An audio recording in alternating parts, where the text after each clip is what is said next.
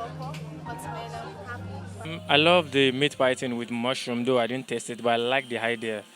To me, is out of it. I've never thought about somebody making a meat pie with mushroom, but I know we used to have mushroom as meat in soup traditionally.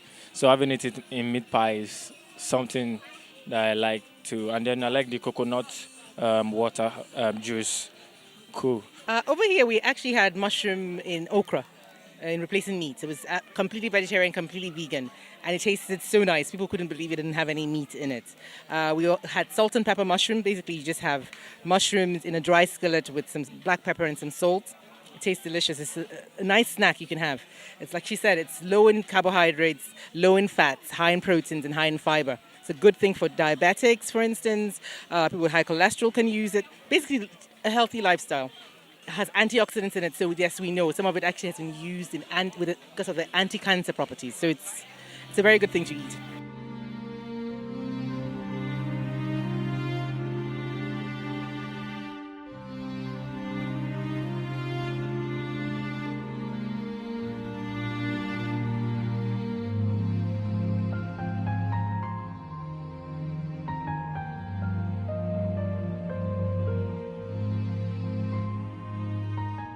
The interest is growing. Many homes are signing on, and the community is gathering momentum, all in the bid to possibly live healthy and stem the rampaging tide of ailments like cancer and heart diseases. I really like healthy living. My flatmate is a vegan and I'm really impressed by her, so I want to learn more. And I've bought some amazing cashew nut and peanut butter products. I found out about it through my really good friend who is part of the organizing team. My tip is to cook at home, buy vegetables. I think the first thing is just to know why you want to do it.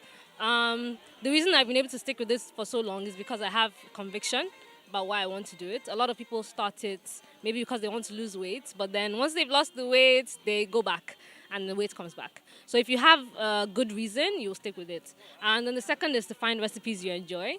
So at first when I started, I was looking at salads and things that are healthy but don't really taste nice for me. So you need to find recipes that you really enjoy and will encourage you to continue eating that way. So happy to be here. It's been a long weekend, but it's been fun. I brought vegan cakes. My first time actually making vegan cakes, and I'm shocked because when you tell a regular person that the eggs don't have dairy or they don't have eggs, they go, "Nah, I'd rather not." But personal experience, you would never really know the difference if I don't tell you it's a vegan cake. They still taste amazing, same texture, great flavor, and so I'm very impressed. I'm very happy. Yeah, I think it's just a regular chocolate cake, same ingredients but without eggs, without dairy. As a substitute for the dairy, I use coconut milk as against soy milk. Coconut milk is very rich, it's delicious, it's very creamy, and so you still have your regular flour, but we can also substitute it with wheat flour. But I use regular flour, and then there's cocoa powder, a little sugar. I couldn't use honey because vegan and all, so I used sugar, and then coconut milk. I used dark chocolate, and dark chocolate is not as bitter as people say. Oh, my dark chocolate is bitter. No, it really paired well, and then there's a bit of coffee. Coffee pairs very well with cocoa. It heightens the cocoa flavor, and so that's it. And I'm very happy. I'm very impressed. And then he had coconut shavings on top, which absorbs a bit of flavor on top. Tasting test of Earth Blend, Juice Lab. I'm going to try the Lagos Traffic, sugar cane and pineapple, organic cold pressed juice, no added sugar. Josiah Jones live taste test. There you go. Wish me luck.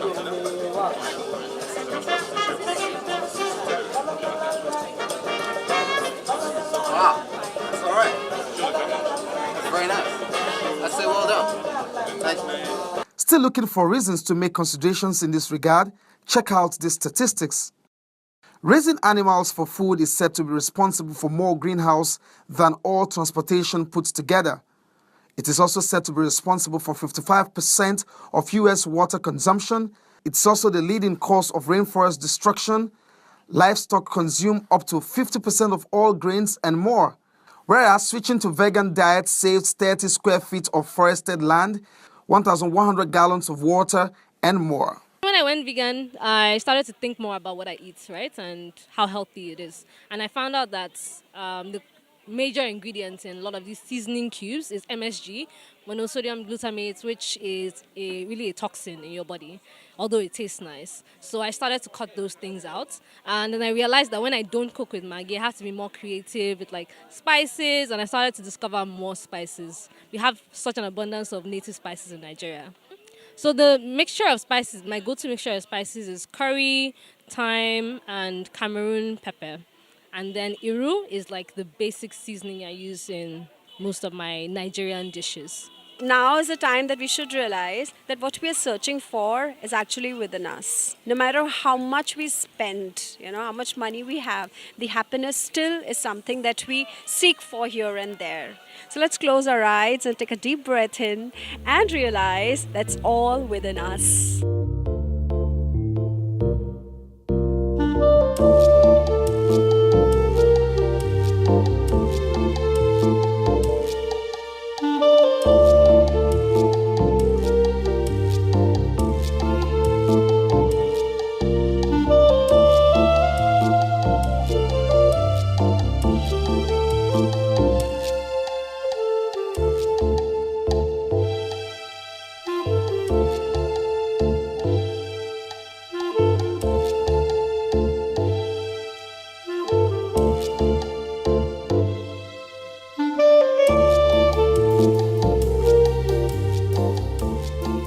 A study by Nobel Prize winner Elizabeth Blackburn found that vegan diets cost more than 500 genes to change in 3 months, turning on genes that prevent diseases and turning off genes that cause cancer, heart disease, and other illnesses.